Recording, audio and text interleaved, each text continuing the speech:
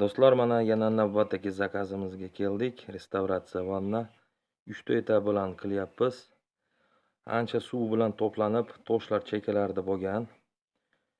Eski toshda shilib turib, keyin o'zimizga moslab vannani olib keltirdik restavratsiya akriliga.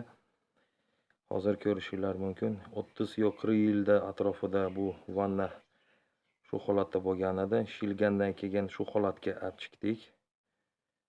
Tosh ham 1,5 santimetr edi, suvdagi tosh edi. Shilgandan keyin polni yuvib, tozalab, обработканы qilib, keyin jidka akrili bilan quyma qo'ydik. Mana chiroyli sifatli qilib berdik. Kimga kerak bo'lsa, shu xizmatda bemalol telefon qilishlari mumkin. Mana juda chiroyli ham sifatli qilib beryapmiz. Mijozi ham xursand. Sog' bo'linglar, salomat bo'linglar.